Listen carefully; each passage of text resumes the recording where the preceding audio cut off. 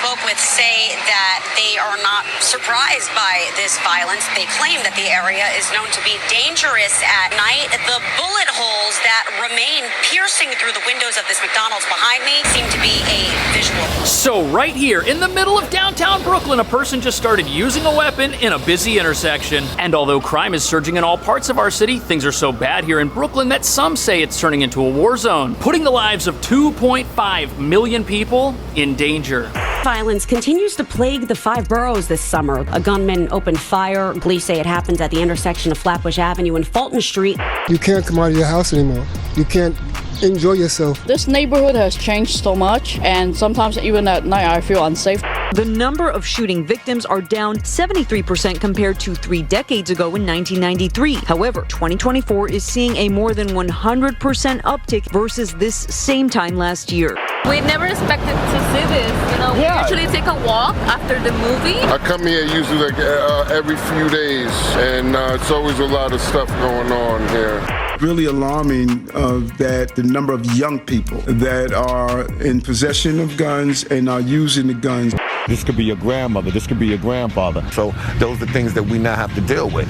As one community advocate told me, children should be running to a park, not from a park.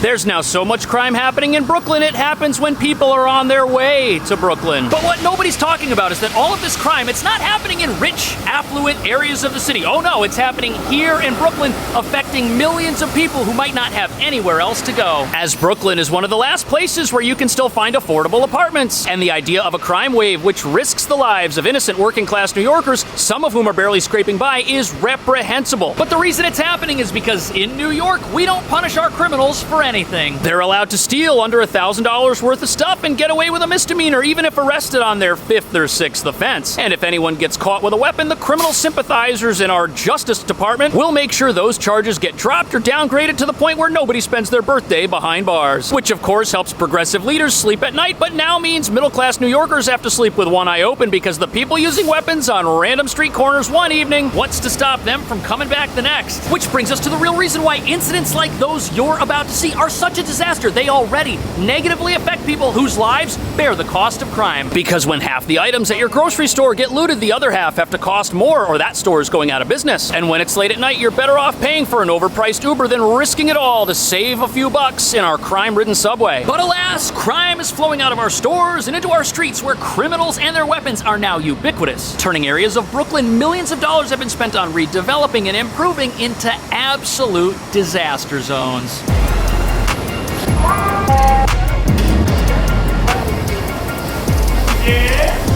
Yeah, I don't think that's supposed to be there. And this hole is in the window of a McDonald's, which is by colleges and parks and apartments right in the middle of downtown. And what's crazy is this area has tons of potential. Right now, there's construction all over the place. They're still in the process of redeveloping it. You've got lots of transportation because we're near pretty much every subway line. It could be a fantastic part of town, but for some reason, the city is allowing things to take a turn for the worse, and it's too bad. So people we spoke with say that they are not surprised by this violence. They say the area, or they claim that the area is known to be dangerous at night. Yeah. This is so outrageous. I'm not even sure where to start because I'll tell you one thing. If this were Times Square, which it has the potential to be like Times Square, but if it were, you'd have the full police force and the National Guard locking that place down 24/7. The city wouldn't stand for it, but here in downtown Brooklyn, it's like nobody cares for some reason. Maybe that's because in a big city with a small police force and limited resources, they just cannot be everywhere at once, and the city has picked its winners and chosen its losers. There's a lot of ambulances going through here. And you know what? There was a crime wave in our subway. The city didn't also want to stand for that either. They sent the National Guard, they sent extra police. They're willing to secure that. They're willing to secure Times Square, but this area, no police. Even right now, even with the holes in the window back here at McDonald's. Now the hope is that we are at the early part of this story and the reaction from the city will be swift to make everybody here feel safe and enjoy what could be one of the best parts of New York City, hands down. Unless, of course, when the police come here, they run up against our justice system, which allows dangerous criminals who are repeat offenders to just roam the streets after they steal, after they commit crime. We'll have to see. But one thing's for sure, there have been reports for weeks that this area, especially at night, has been turning into a place nobody wants to visit, and nothing's been done about it. Investigators say the suspect ran off in an unknown direction. We never expected to see this.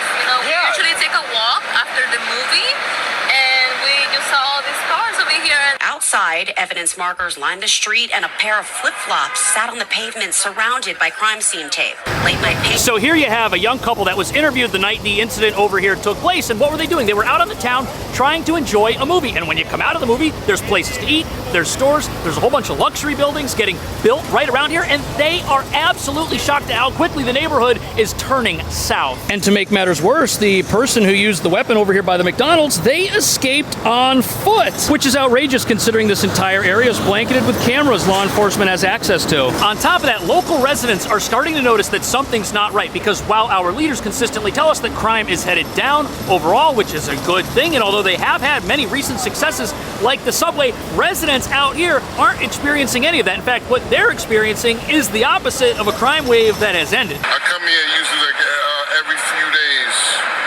and it's always a lot of stuff going on. So it's out of control. It's not only here, it's everywhere, and I don't know what we're gonna do. Okay, so official sources are telling us that crime is down 83%, but the people walking the streets around here, that's not what they think is happening. And what's also bizarre is you have all of these beautiful buildings that are being built all around us right now, yet you have so many empty storefronts that nobody wants to lease out for some reason. There's certainly no lack of foot traffic here. There must be something else that's stopping people from wanting to open up a business that tries to make money in this environment. Now, there are critics who accuse the city of misrepresenting what's actually going on by way of how statistics are reported. Proponents say that's not true. They say that the city is just as safe as it's always been, safer than it was in years past. But one thing's for sure, a lot of these recent crimes involve weapons, which are really hard to get in New York, yet there are more and more of them hitting the streets. Which makes it almost seem like the safety problem here would be so easy to solve. All that the city would have to do would be to crack down on unlicensed firearms. Yet even with cameras on the sides of our buildings and over our intersections, we have no idea where our criminals are after they do something wrong. And that's got many people saying that all of this surveillance has created the illusion that we're living in a safe city that is well managed, which actually isn't, and is only getting worse.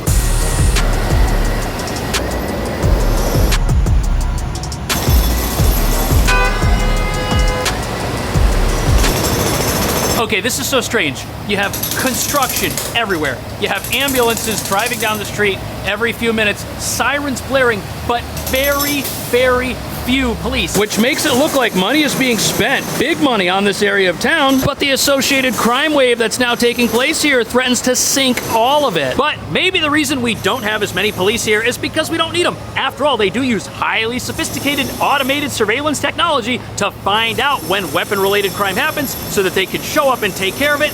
Maybe that's why we don't see them anywhere. There's technology citywide called ShotSpotter that detects the sound of gunfire and sends information to police. According to a new audit report by the City Comptroller's Office, which analyzed 8 months of data, ShotSpotter alerts only identified confirmed shootings 13% of the time. If you got it wrong 87% of the time, that's a pretty bad F. Well, if the city's goal is to keep us safe by having less police and more surveillance, this makes it sound like it's not exactly working. In fact, all of the surveillance we have might be wasting the police's time, which is why we're not catching any of the bad guys that are escaping on foot, not even in a vehicle. The idea of thinking that there are police right now in a back office somewhere monitoring technology that might not be working properly is kind of maddening, and it seems like it's a waste of city resources on the surface for sure. In fact, there's so much jackhammering and so much construction around here, I'd be surprised if a system that's supposed to detect loud noises even worked at all.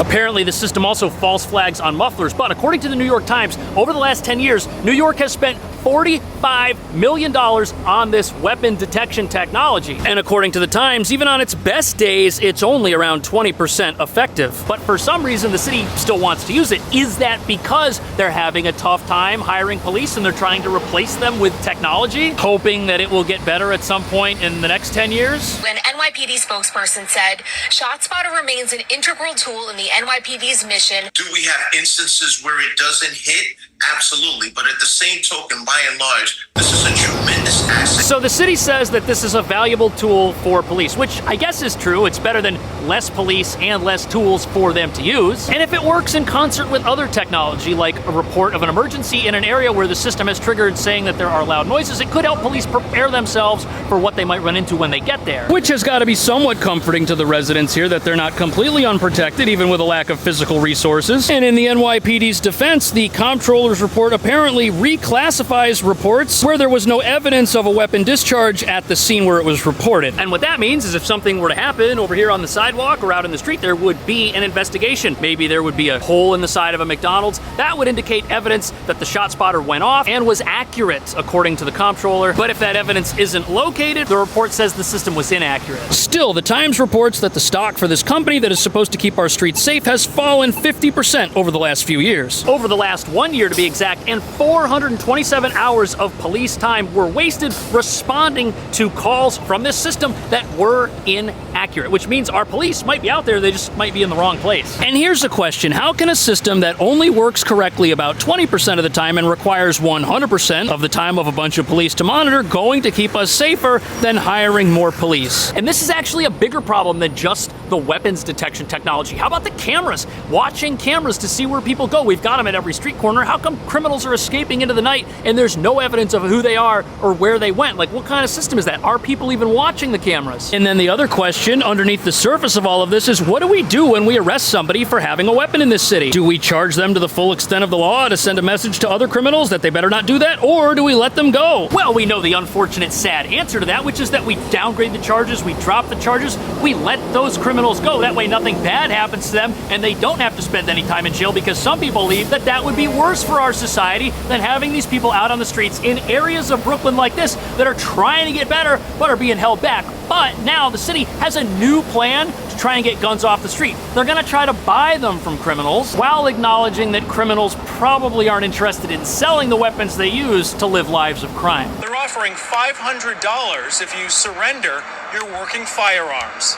These guns typically are in people's homes. Many of the people who will turn these in are not necessarily looking to commit crimes. Okay, so it looks like the strategy now to stop crime and do it without having to arrest anybody is to bribe the criminals, to just give up the tools of the trade and then somehow not go out and procure new ones after the fact. But $500, is that even going to be enough for some of these crooks? Certainly, in a tough economy, an extra $500 goes a long way, and there are definitely families out there who could use that money. But even the DA, who's probably come up with this plan as a last resort to try and get weapons off the street, admits that that is a major problem with this plan. Because in this report on weapons buybacks, which is being done specifically here in Brooklyn to try and keep Brooklyn safe, the concession is made that the people who are turning in the weapons, they're not the people who use them. And what hope does a weapons buyback program have of protecting the populace if it doesn't do away with the incentives many criminals have to commit crime in the first place? Again, if getting caught with an illegal weapon meant you would definitely do the 3.5 years behind bars, that is the minimum if you're prosecuted successfully for that, less people would want to have weapons in the first place. And that $500, that would be worth a lot more money to people who might end up losing their freedom if they're caught out here on the street with one of these things. But sadly, it's just pennies compared to the amounts of money criminals are stealing from the rest of us without getting caught. And the more and more thugs in this city are able to roam the streets and commit crime and get away with it, the less and less reasons they'll ever have to change. And the idea of criminals roaming back alleys like this with weapons is not hyperbole. Every couple of weeks, we've got a new story about judges letting people off. For example, this guy right here was arrested and found with a weapon while squatting in an apartment, yet a judge released him despite the district attorney asking for bail. So even when the justice system tries to work here, it still can't work. And it's not even about getting caught and seeing the right judge. The judge that this criminal saw, he's like every other judge. Finding a judge that's actually going to go after these people, that's the hard part. Yeah, look at the effect that's having on neighborhoods that could be prosperous and could really shine and be places that help New York. It's destroying them, even while you can tell that people are trying to improve them and make them better. It's nice here, except for the crime. Even though there's construction, the streets are clean, there's not mopeds cluttering the whole place. It looks great. It's just dangerous. Which is absolutely fascinating, because we keep hearing from progressive leaders